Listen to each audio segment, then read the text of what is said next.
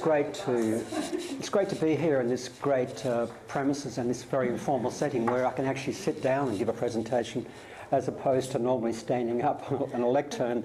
So it makes a difference that everyone can feel very relaxed. So I'm going to talk for about close to an hour, I think, or 50 minutes or thereabouts. And then I know we've got a lot of things to discuss, and I would like to reiterate my acknowledgement of the Whadjuk Noongar people whose land we're standing on because of this place we are presenting in, which is the Centre for Aboriginal Studies. And we pay our respect to the vibrant and endless culture and the leadership of the elders past and present. So my topic today is called Culture and Technology Inside the Chinese Dream. And that's a contrast to the Curtin campus, the usual slide we have on the front of the Curtin PowerPoints, in which you see people walking across a green field. And this is the Alibaba campus in Hangzhou.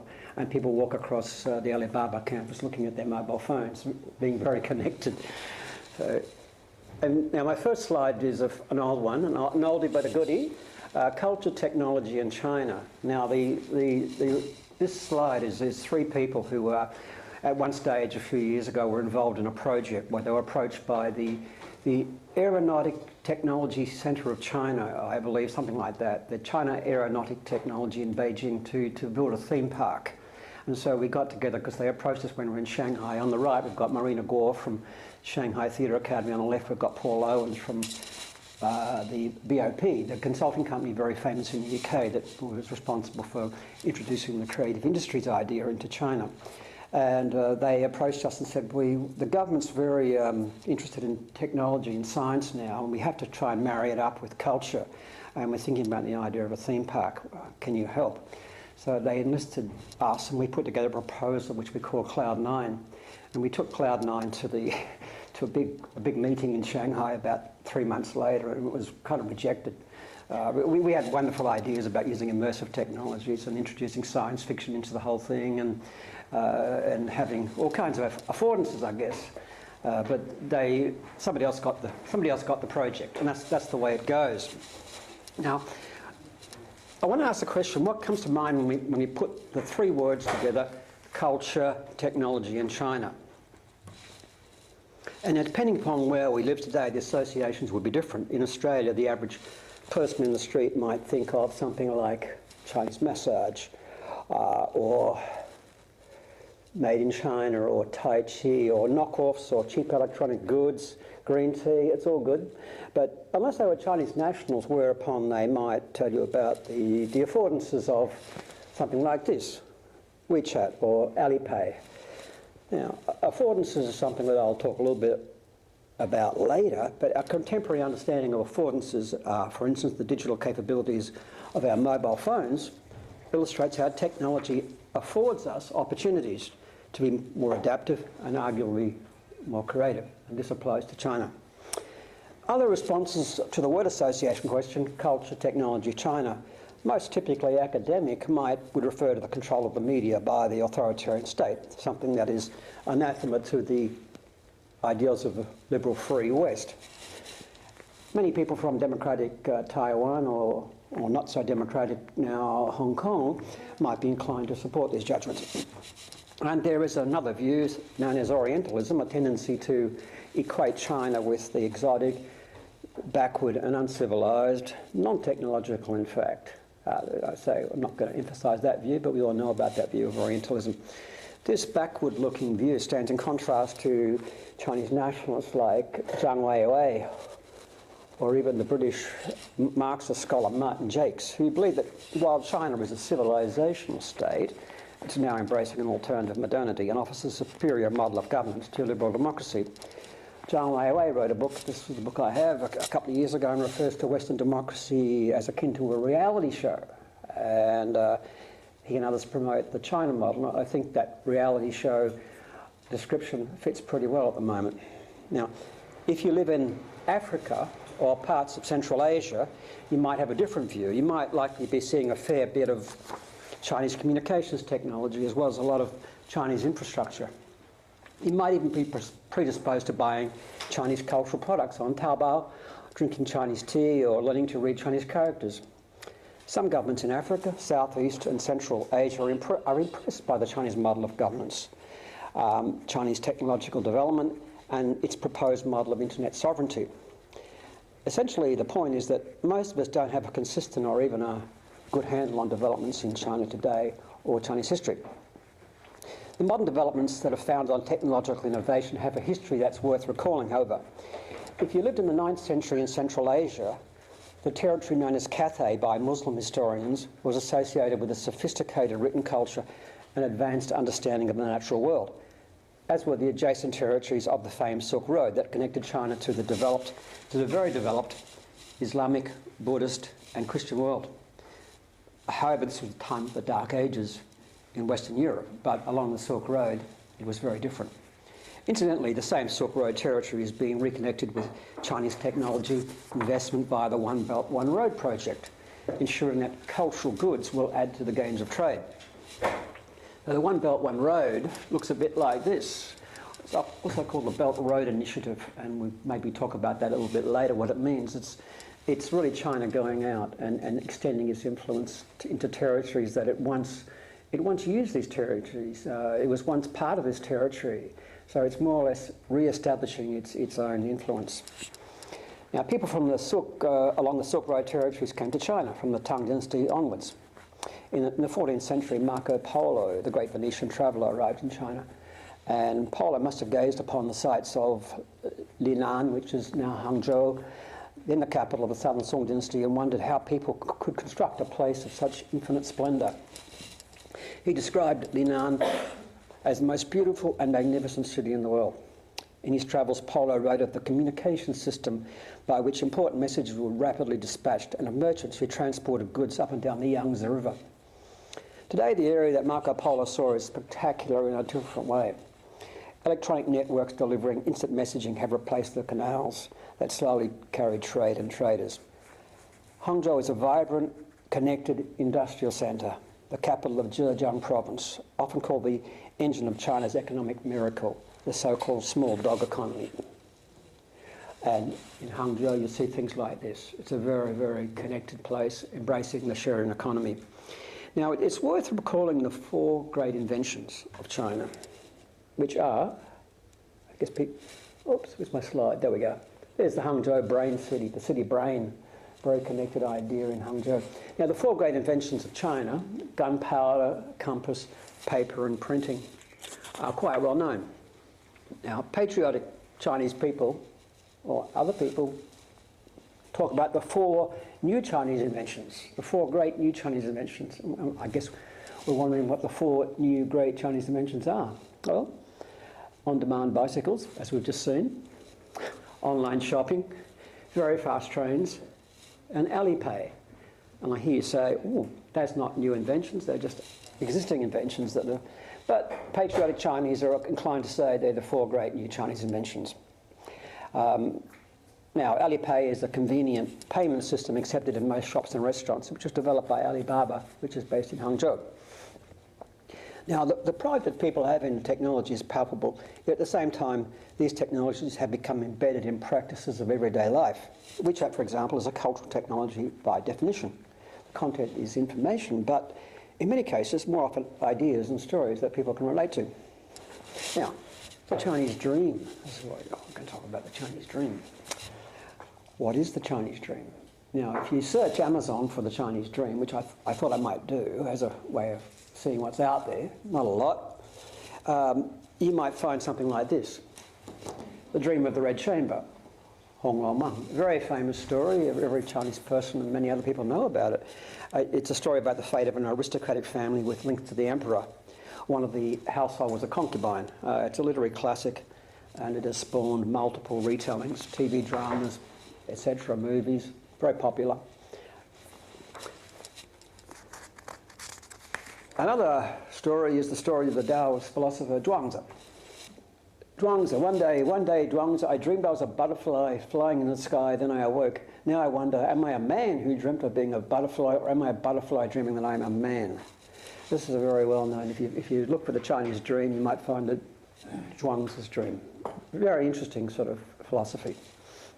On a more material level, I guess, the Chinese dream is the title of a 2002 book by Joe Sludwell. I dream of massive markets and consumers waiting for Western goods. That's the Chinese dream. Not for Chinese so much, but for Westerners, the Chinese dream. But how did the Chinese dream, the official version as we now know it, come into being?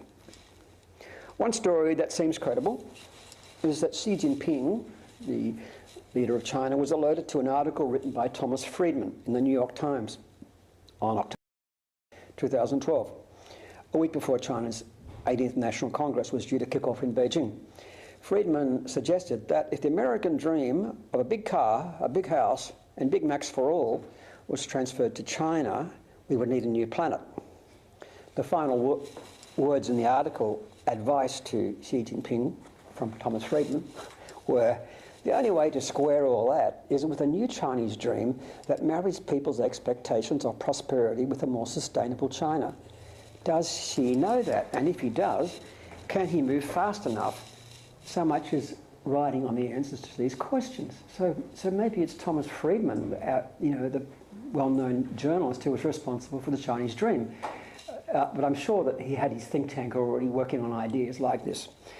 In an article published recently, which I read last week, an Indian journalist proposed the idea, China has a dream, why can't India have one? In terms of, China's doing all these things. China's got the Chinese dream. Look at it. Look at all the things they're doing. What about us in India? Why can't we have an Indian dream? The dream, by the way, if you're wondering, is normative and rational. Everyone dreams the same way. Not like the dreams that I have. Every night I go to sleep, I have a different dream every night. Most of us have different dreams. The Chinese dream is everyone has to dream the same sort of thing. It's called the great rejuvenation. Wei Da Fuxing. Talk about that later, and I'll come back to that. Just going to a little bit of a segue into the other topic on the list is called culture. So we'll just move into culture before we move back to technology. Now, the origin of the modern Chinese word for culture, most people here know what that word is. It's Wenhua.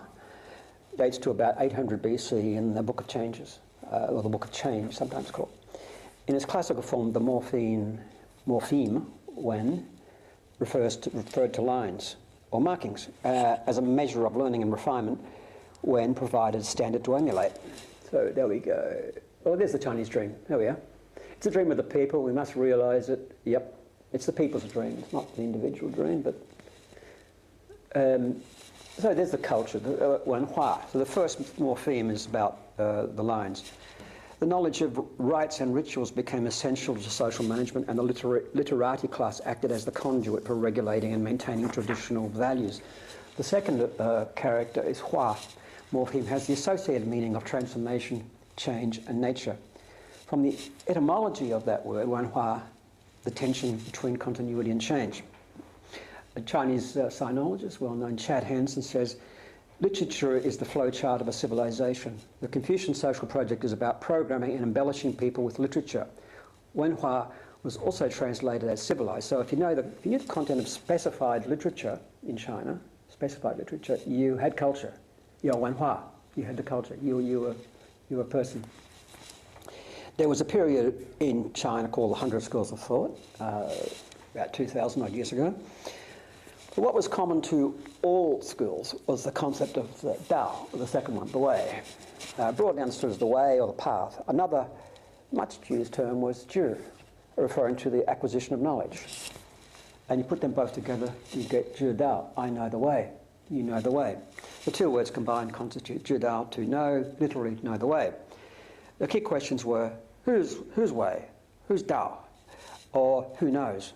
Historically, the creative emphasis in Chinese thought depended to a large extent on defining the Dao, defining the way, and in the process eliminating all opposing Dao, hence the contending of schools, and the need to provide advice to rulers, a process that continues to this day. Essentially, the Confucians believed that correct names were essential. Correct names. You had to name things. When Confucius' disciple asked the master, what is the first thing to do in starting a government, Confucius replied, rectifying names. The sinologist, Chad Hansen, I referred to before, calls the process deeming. Names were deemed to represent reality and people's position. So it was an arbitrary decision to say, well, this goes with this goes with this. But the people who did it deemed that this meant this.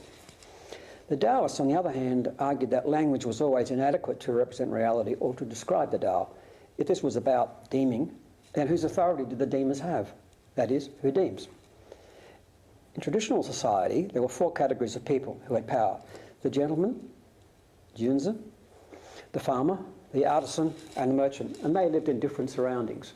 So if you look at Beijing, you'll see the inner city where the emperor lived, and then the officials lived, and all the smart people lived. The gentlemen lived closer to the centre, and around, and as you went further out, you had the farmers and the artisans and the merchants. The merchants were considered not to be very nice people at all in most of early Chinese history. Scientists and philosophers came from the first category, as did most writers. Traditional Chinese society exemplified a link between self-cultivation, refinement and governance. Although persons of the lowest rank were able to sit for the official examination system that once successfully negotiated conferred the status of a scholar gentry, the station was generally out of the reach of the common people. Confucius wrote that the common people can be made to follow a path, but not to understand it. Maoism, or Chairman Mao, recognised this. He elevated the status of farmers and workers. So he put the farmers and the workers up the order.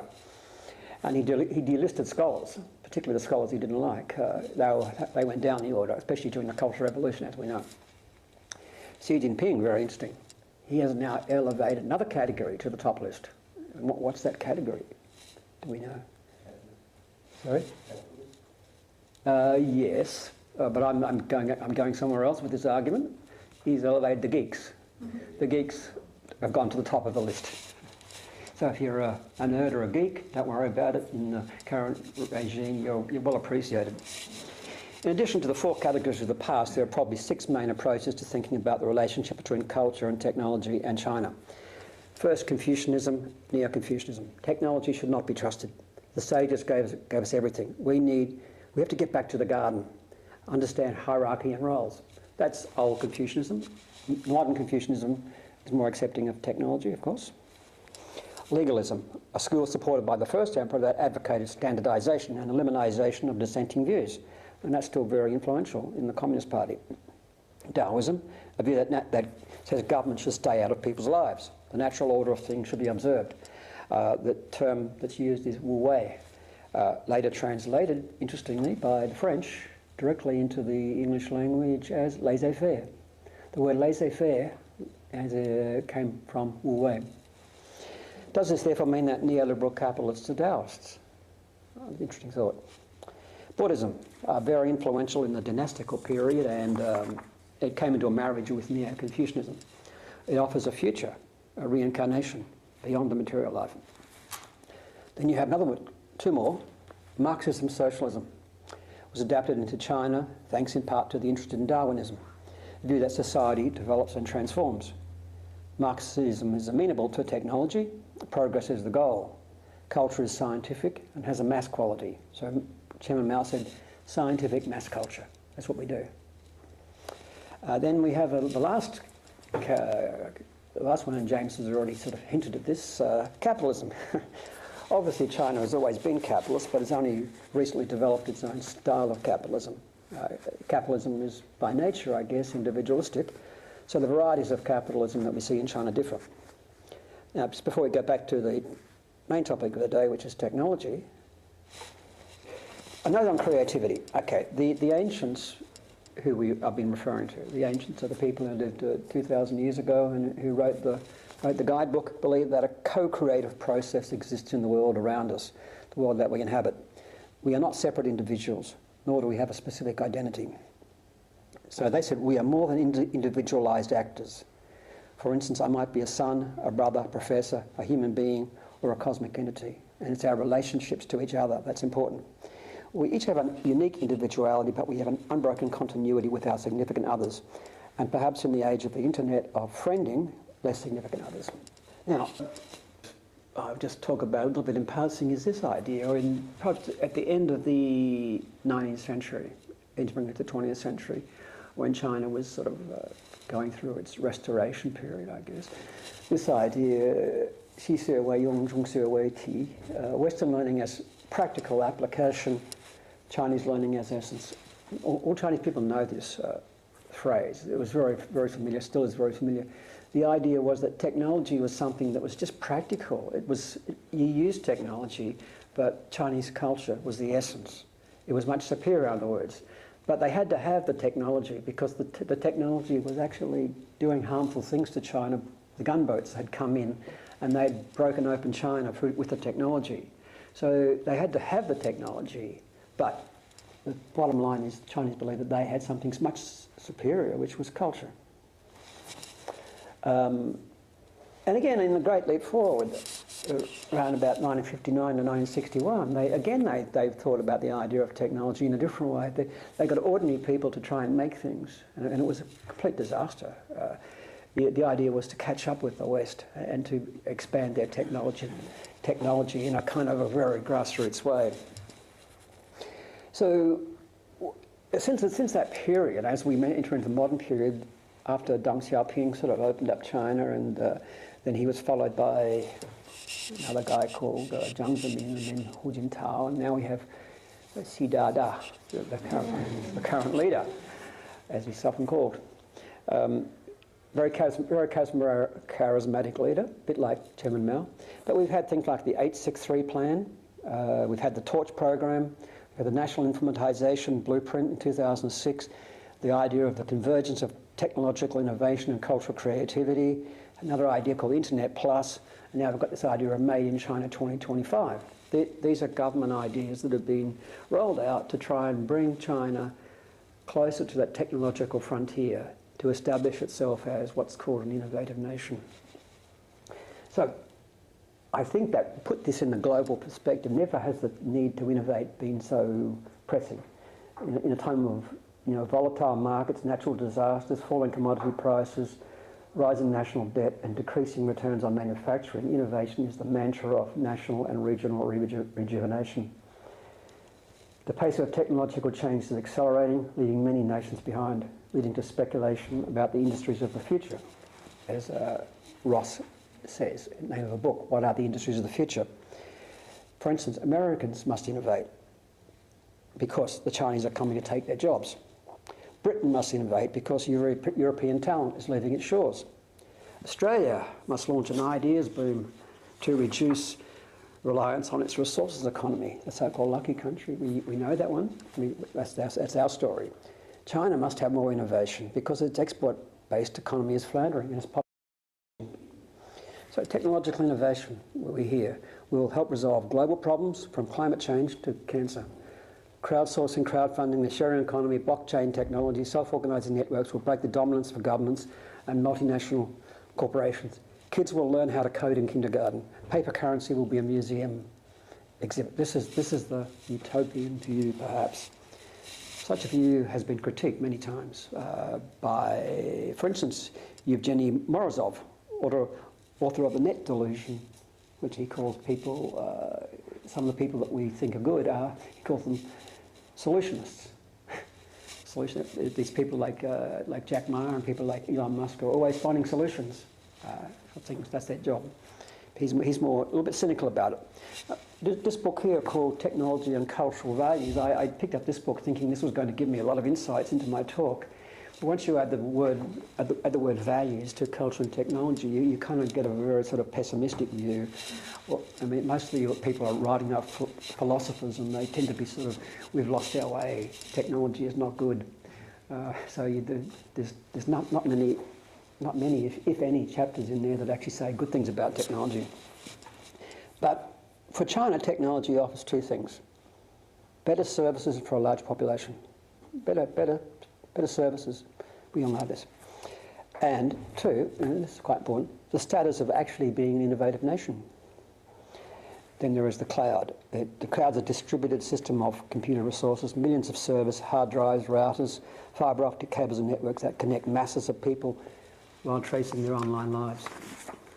The Chinese government believes this digital cloud, which also crosses into sovereign territories, will translate ordinary people into entrepreneurs. Oh, I was just going to say, before I go into that, I put a slide up here. I was just going to say this is the way that scholars like many of us actually look at the Chinese internet. This is the kind of themes that we investigate. the political, economy and social impacts in and on China. Democratization, contestation, control, surveillance, digital divides.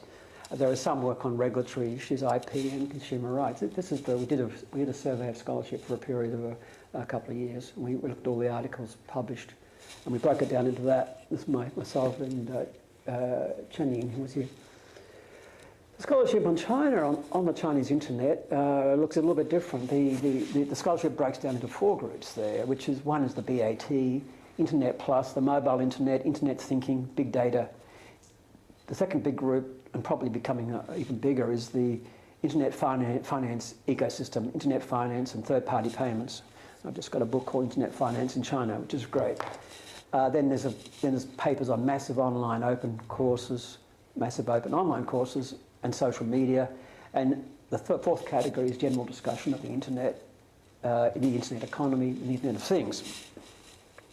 So we actually did that search, and that's just to show that we did it. I mean, you all trust me, of course. We did it. Now, what's happened now is this idea called mass innovation, mass entrepreneurship. So this is the slogan that's come into service in China: mass entrepreneurship, mass innovation. To some people here, this sounds a little bit weird. What's mass innovation? What's mass entrepreneurship? But it tends to go back to the idea of the mass culture and the culture for the masses, and the idea of it's not individualized, it's mass. They have mass innovation spaces now, as opposed to innovation spaces. They call them maker spaces, but they're actually called mass innovation spaces. There's masses of people doing innovation. So the cloud of effluent that greets incoming visitors to China will gradually dissipate. Autonomous cars will drive people to their destinations, and robots will care for the sick and aging population. This is the dream. This is part of the dream, anyway. So back to the Chinese dream. That's China's technological revolution. The figures the numbers are quite outstanding. They're staggering in many respects. The number of people online, the number of people on the mobile internet, the number of transactions that are done, the financial tech, the fintech system, the payment system, the banking system. It's all accelerated in the last 10 years. And so the government's really, really proud of it. And here's a little. I'm going to play this. We've got plenty of time. I'm going to play this little clip. And this little clip I picked up about 8 or 9 years ago, kind of the time just before this whole thing was sort of breaking out. And oops, there we go. Where are we? Click on play.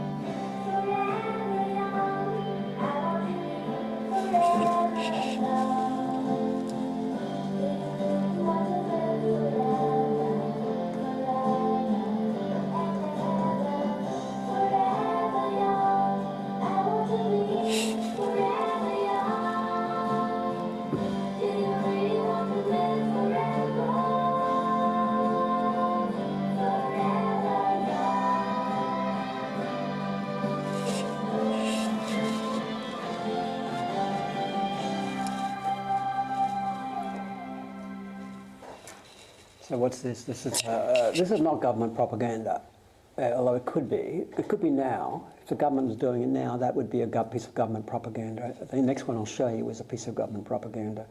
This was actually produced by a real estate company to do a big project in Shanghai called the Knowledge Innovation Community.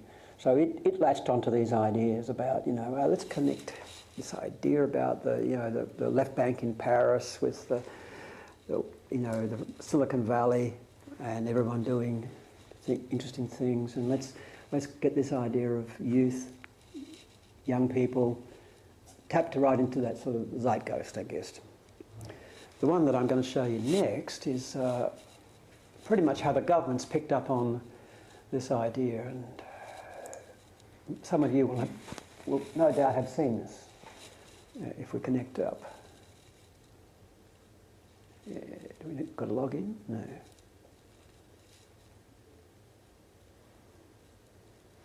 So it's got to do. It's the. I'll tell you what it is while it's loading up. It's the 13th five-year plan. Jingle. We call it the jingle.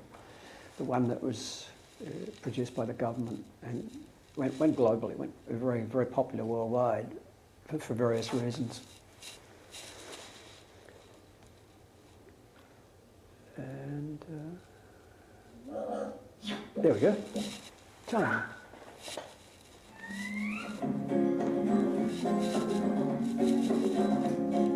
Hey, have you guys heard what's going on in China? President Xi Jinping's new style? Yes, and there's more. What? China's 13th five-year plan. Yeah, the Shisanu. Oh. Every 5 years in China, man, they make their new development plan. China's number 13, Shisanu, that's what it means. It's a huge deal. Like how huge? Huge. Like China huge? Yeah, China huge. Oh, that's really big. Wanna know what China's gonna do? Let's pay attention to the Shisanu. The Shisanu. The Shisanu. It's just that what? The Shisanu. But who makes all the plans? There's government ministers and think tank minds and party leadership contributing fines. Doctors, bankers, and farmers too, and even engineers who deal with food. Ew, I hear that right. Yeah, it's true. Chorus. If you wanna know what China's gonna do, let's pay attention to the Shisanu. The Shisanu. The Shisanu. It's just that what? The Shisanu. But how do they make all the plans? First there's research, news collected, then discussion and news projected. Reports get written and passed around. Then there's, well, it's actually more research, more discussion, more research, more discussion. Like at every level, over and over, like through hundreds of rounds. It's Okay, we got it. Hundreds of rounds. Oh my god. crazy, right? Okay, 1, 2, 3. Wanna know what China's gonna do? Let's pay attention to the Shisanu. The Shisanu. The Shisanu. The Shisanu what? The Shisanu. But it's not over yet. Plan comes out, the work's not done. In fact, it's really just begun. Because every province and city too gotta figure out what they're gonna do. Whoa. That's a lot to do. I know. Hey, what's it called again? The Shisanu. If you wanna know what China's gonna do, let's pay attention to the Shisanu. The Shisanu. The Shisanu. The Shisanu what? The Shisanu. Then the plans keep getting even better. As the plan goes down from high to low, the government's experience continues to grow. They have to work hard and deliberate, because a million lives are at stake. 赵钱孙李周吴郑王冯钱楚魏蒋沈 Chorus. If you wanna know what China's gonna do, Let's pay attention to the Shisanu. The Shisanu. The Shisanu. Everybody's talking about the Shisanu. So that's it. that's it. Yeah, now it's time to get ready for the 14th five-year plan. What? Yeah, the Shisanu. There's just some what?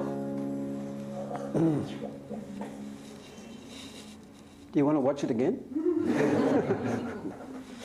It's actually pretty good, actually. It tells you what they do, and tells you that the government makes the plans at the top level. Oh, okay, we'll go. We'll get out of this.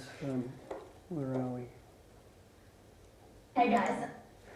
Okay, so that's what the government makes the plans, and it cascades down. It cascades down. They do bring in a lot of people in think tanks into it, and like the China Dream idea. Where did they get it from? They may have got it from Thomas Friedman, or they may have got it through their think tanks. But they make the plan at the central level, and then it's announced in the 5-year plans or at the National Congress, and then everybody has to follow it. And as it goes down to the various provinces, municipalities, districts, they all try to sort of make their own interpretation of it. And so that's the way that the country works, in a nutshell, probably. So the Belt and Road Initiative, we'll maybe leave that one for discussion, what that actually means. One Belt, One Road idea is the big plan to build China along the Silk Road, to re-establish all that territory and to provide the infrastructure to countries that have got poor infrastructure, bringing in Chinese companies, Chinese engineers and Chinese workers. In some cases this is a good idea, and the locals are very happy about it. In other countries, in other parts along this One Belt, One Road, they're getting a bit of resistance to it. But it's really taken America by surprise. You know, Donald Trump's been out there posturing about make America great again, and the Chinese have actually been doing it. They've been making China, expanding China, developing in a different kind of way. So the second one is the intelligent manufacturing, which we would call Made in China 2025, which is based around the Internet of Things. And it's quite interesting because a lot of Chinese people still work in the manufacturing sectors. You know, 17.8% of jobs are constituted in the manufacturing in China, compared with the Western developed economies like America, where it's about 4%. Of course, the Americans have sent most of their jobs to China to be done, but the fact is that 17 or so %, if they could do it smarter and do it better, imagine what that's going to do to China in the next 5-10 years. So it's a big idea. It's based upon the German idea of Industry 4.0, and it's got a lot to do with Klaus Schwab, the guy that has this idea called the Fourth Industrial Revolution. And so most of the low-cost jobs have gone to China, and more are leaving China as the price of labour rises. And the question is, I guess, how can people be relieved of their manual labour? Should this be the goal? Should always 17 or so % of people in China be relieved of their manual labour in a kind of utopian way by putting in more robots in workshops and taking their jobs away? This is the danger of this whole idea, I think, because I was contacted by Alibaba last week, and they said, well, look, we've heard about what you're doing with this Digital China Lab, and Shan made the connection for me. Thank you very much. Lance. You know what, Lance, well, the person from Alibaba who I spoke to, I forgot his Chinese name, he's a really interesting guy. We had a chat, and he said, we just opened up this, I'll put the slide up to show you first. We've opened up this shop, super shop in Hangzhou. It's got no staff there. It's all, people just go in there and they can scan and look for things, and it doesn't need people serving. And what a great idea that is.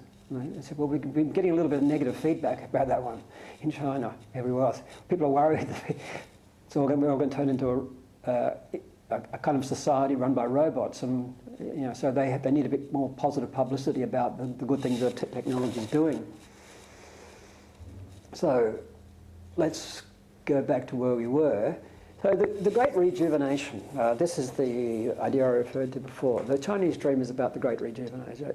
And why is this important? Because China was very a powerful nation 1,000 years ago, and the other countries, the Western countries in particular, and even countries like Japan and South Korea have risen in the world through their technological advances and through capitalism. And China has not had the chance to rejuvenate. It is doing it, but it wants respect. It wants to increase its soft power. It wants to tell the world what a great place it is. So the Great Rejuvenation is also about making the Chinese people feel proud of everything. It wants to be an innovative nation, and they have this idea called strong cultural power, which is another version of soft power, which means that they want their strong culture to go to the world and to have strong cultural power. There's a lot of people in China using the word power at the moment. I just go into a bookshop in Xidang and I look at all the books on the shelf, and it's about the great powers. The great powers. Can China be a great power? So the power thing, the power rhetoric has become very, very part of Xi Jinping's regime. He wants China to be a great power, strong power. This goes back about 20 years to early 90s. even before the soft power idea came in, there was an idea called China's peaceful rise developed, and this came up, and they had this idea called comprehensive national power. What was it called? 综合国力 or something. Comprehensive national power, and all parts of it were about building China's power, but it ran into a bit of resistance because people said, oh, China's becoming powerful, we have to tone that down, so they changed it to harmonious society or harmonious development, which was a little bit less aggressive sounding than peaceful rise, although peaceful rise doesn't sound too bad. But the idea of power is very attractive. And we have this idea called Internet Plus in China that was developed 2 years ago. And just after China did it, within 4 months, India did it. India had their own version of it, Digital India. So China had Digital China, Internet Plus, and then 6 months later, India followed. Well, so India's kind of following China.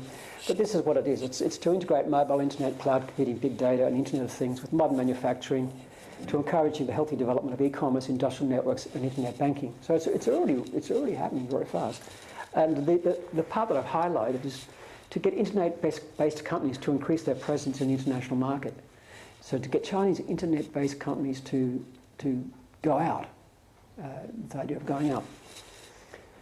So Internet of Things, the sharing economy. You've got Uber over there working in some places, but didn't really take off in the way that they hoped it did. But the Chinese have got their own version of it. Now, you've got this phenomenon in China called the BAT, Baidu, Alibaba, and Tencent. They're three big companies, and essentially they're capitalist companies. By any description, you would call them a capitalist company in a socialist state. How can this be? Well, it happens because it happens so quickly. These internet tech companies just became monsters overnight, and the three leaders of these companies have been more or less been seen as China's digital leaders, the digital champions of China. So I've actually got a fourth one there for the time being, but I'll talk about the fourth one because the fourth one's in a little bit of trouble. But I'll go through them first. Now, if we look at the kind of terms they use, the rhetoric they use, you'll find they're kind of interesting characters, these people. They become charismatic in some, to a large extent, the most charismatic of them all is Jack Ma from Alibaba. But the others have also put their ideas out. And they influence the government by coming up with an idea called Internet thinking. Internet thinking became Internet Plus. So the leader of Tencent came up with this, talked about this idea of Internet thinking, which was an idea of using the Internet to make their business services much more seamless. They then introduced it to the government, and the government said, yes, that's great, let's call it Internet Plus. Anyway, this is the guy from Baidu, which is the Google of China, and quite happily, Google's blocked in China, so he owes quite a lot to the government for keeping Google out, and he says life is about creating yourself. So where did he get his education? American Ivy League university probably, or somewhere. He got his education in America, goes back to China, starts a startup, as you do, and the startup becomes Google. It becomes, because they didn't have it becomes Baidu, because they didn't have a Google, they had a Baidu. And so, and the size of the internet in China makes Baidu incredibly successful. The second guy, which we know, Jack Ma, why can Alibaba survive? The first is because I have no money. The second is because I don't understand the internet. The third is because I think like a fool. Now, this guy talks like this a lot. But he also says incredibly smart things, but he intersperses it with a kind of a very ancient kind of way of thinking that you'd expect Zhuangzi or somebody like that, talking illusions and riddles. How can this guy, this simple guy, who actually started off in Australia, or had connections with Australia, and he basically says, I bought his biography when I was in China last time. He said, if not me, then who? If he didn't do it, somebody else would do it. But he's a kind of very self-effacing. He communicates with the Chinese people in some ways because he's not a kind of not a Donald Trump kind of person, but he's an incredibly interesting speaker. And wherever you go in China, you find videos and books by Jack Ma, and you know, he gives his advice out pretty freely. Well, he makes money out of it. This is the leader of Tencent, and be innovative. The real life or death movements of China's internet, sorry about the spelling there, lies in the next decade. So he's basically saying this is the chance. And I call these guys platform capitalists, using the term introduced by Nick Chernick. He's got a book called Platform Capitalism. The platform capitalism idea is that it isn't about the companies so much, it's about the platforms. And there are 5 kind of platforms. The first kind of platform is the Google, Baidu kind of platform, which is an advertising platform, Facebook. So they collect a lot of information about people and they sell to advertisers, make all their money. So this kind of platform exists in China. The second kind of platform is the cloud platform. And the cloud platform is Amazon Cloud Services or Alibaba Cloud Service. Alibaba's got this huge cloud. So these companies have these platforms, and they're using these platforms to move into to change the economy. The third platform is the product platform. And the product platform, perhaps you could best think about that through something like Spotify or on-demand content where you download things when you want them. So this is the way that things are these days. People don't want to buy things that are solid, although they do use e-commerce and buy things through the mail, of course. But so the third plan, the fourth platform is the industrial platform, the industrial platform, the Internet of Things. So the Internet of Things is another platform that becomes part of this matrix of platform capitalism, whereby the Internet of Things, sensors everywhere on picking up information, feeding it back into the servers. The servers are on the cloud, and they're providing better services. And hopefully, the idea is that this will all make a better world, in the solutions view at least. The fifth platform is what he calls lean platforms, and lean platforms are things like Airbnb and Uber, and these kind of things that don't own the infrastructure, but they have a way that people can get things on demand. It's a modern version of outsourcing work. You have workers out there who are willing to get in their car and drive around. So all these things feed into this platform capitalism idea in China. Now, this guy, interesting, Wang Jianlin. Wang Jianlin is the 4th big guy in China. He was China's richest man about a year ago.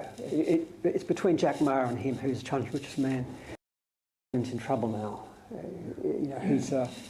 He's the guy that developed this Wanda company in Dalian, and he was in the People's Liberation Army. He was a true communist.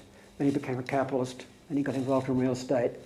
He made a lot of money, and in his book, which I have, called The Wanda Way, as you do, I buy these books by these leaders to find out their philosophy. It's called The Philosophy of Wang Jianlin, and he quotes, "Private companies that go global to expand their business are answering the call from the government. At the end of last year, China State Council specifically released specifications to guide private companies going global. It can be said that Wanda answered that call." So at the moment, he's in a little bit of trouble because he answered that call. He's bought up too many foreign companies, and especially American companies, especially film studios and theatre chains, that the government's saying, "You're sending all this money offshore and you're in debt. It's a bad sign.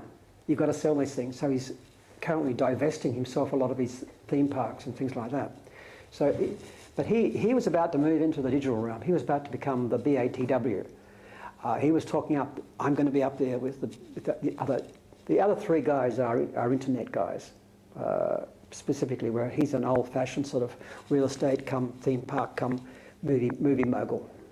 So he was going to build this, well, he wasn't, he's building this great movie studio in northeast China, which is fantastic. I was actually been there and had a look at it in being built, and it's got everything in there, but currently at the moment it's on hold. So, about 5 minutes left. So things like autonomous cars, the race is on. It's the race to claim the glory of providing solutions to problems. Autonomous cars are one of the solutions. As mentioned before, this is the Alibaba shop. This idea is very hot in China at the moment. I don't know whether people can relate to that. deep learning. This is Baidu's deep learning, big brain. And this idea, wherever you go, I want to say wherever you go, but particularly if you go to some of the big cities that have this maker spaces and innovation spaces, you'll find things like .geek Cafe. The idea of having a startup, having a digital startup, apparently goes with coffee. And it's very interesting to me because I drink coffee, and I've been going to China for a long time, and it's often very hard to get a good coffee. Now I know where to get a coffee. You just go to these places where you've got maker spaces, because apparently that's what you need. You need coffee, not tea. And then you have Ant Financial. You have Dreamtown in Hangzhou. And Dreamtown's this place that's kind of a startup in itself. It's built on the Silicon Valley model, whereby you pitch an idea. You pitch an idea to business leaders, and if you pitch your idea successfully, they will let you into Dreamtown for 3 years, and for 3 years you get 250,000 renminbi, and you get mentored by experts, and you're supposed to build your startup into something that will become the next Alibaba. And this is what it looks like inside. You know, it's people pitching ideas and listening, and it all sounds very similar to what happens in Silicon Valley.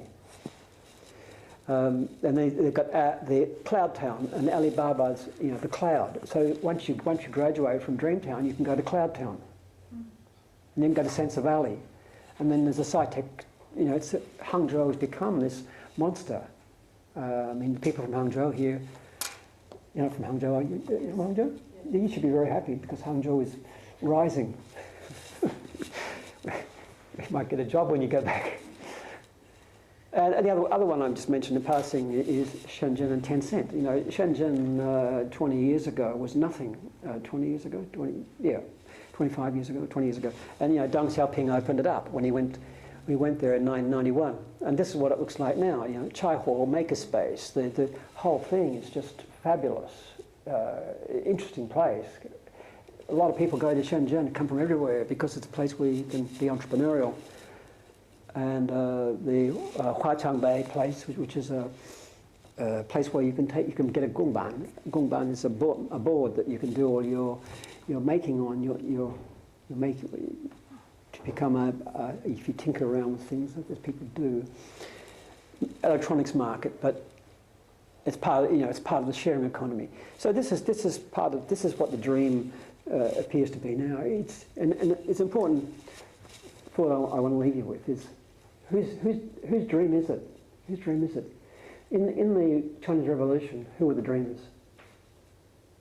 The workers, the farmers, Gongnongbing, the people. They were given a chance to dream about a future. Currently, it's not them so much, because they've had their chance. They've done okay, generally speaking.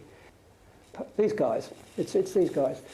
It's the generation known as the losers. Not generation, it's the demographic known as the losers. And every time I show this slide, people laugh, because the concept of a loser is a person that's probably younger, is quite smart, plays around on computers, could be a hacker, could finish up being a hacker perhaps, but the government is trying to lead them into a positive future, positive energy, to stop mucking around on computers and hacking things, but hack for a good reason, become a maker.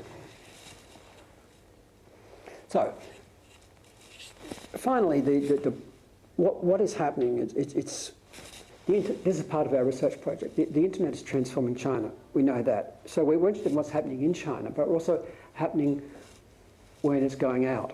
The internet is taking China out to the world, and Chinese companies to the world. So we find a lot of acquisition of resources. Companies like Lenovo, IBM, Motorola. Lenovo have bought into IBM and Motorola. They have Silicon Valley Ventures. Alibaba has acquired the South China Morning Post. Wanda has acquired cinema chains and movie studios. And the interesting thing about this platform is, and this is something that I came up with a couple of years ago, or last year when I was at a conference, I had this inspirational idea, which other people probably had too, but Chinese culture is going out. Chinese culture is going out successfully. through these platforms. There's a lot of people watching Chinese culture globally, but the majority, almost all of it, 90 to 95% of Chinese people watching Chinese culture on these platforms. So to an extent, this is a successful outcome for the government, to have Chinese culture going out to the Chinese people around the world and reconnecting them back to the motherland and getting some of the messages. But it's not really what they want to do. They want Chinese culture to go to the Laowai, to the foreigners. And they want foreigners to understand Chinese culture and to appreciate how great it is. Because they know it's great, I know it's great, we all know it's great. But putting it in a way that can translate into overseas recognition is the challenge. So it's ethnocentric, not polycentric. It's still going out to the same kind of people. It's not connecting yet. That's not to say it won't, but that's the problem.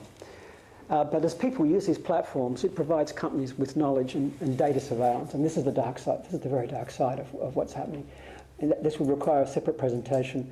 But I'm just going to say that all these companies that are aligning with the government, the BATs and the tech companies, and all the data that's been collected on people, really provides a lot more surveillance on what people are doing. And with the history of the way that the Chinese government has used the media, it's the dark side of the cloud. So this is a very well-known poem that was written in 1958 by Richard Brautigan. I like to think it has to be of a cybernetic ecology where we are free of our labours and joined back to nature, returned to our mammal brothers and sisters, and all watched over by machines of love and grace. And you know, this was interesting. Richard Brautigan was an interesting hippie poet. He took his own life, unfortunately, but probably. But all watched over by machines of love and grace has become a kind of a well-known meme, I guess. Or there was a band called that, and there was a documentary called that about the technological revolution. So it's the Big Brother. This is the final thing. It's a Big Brother scenario, and this would require a separate presentation. It's not something that we are looking at directly in our project, because our project is about the more positive sides of China going out and the solutions that it's providing. But as I said before, there's always the dark side of the cloud, and that's pretty much it, I think. Yes, into the show.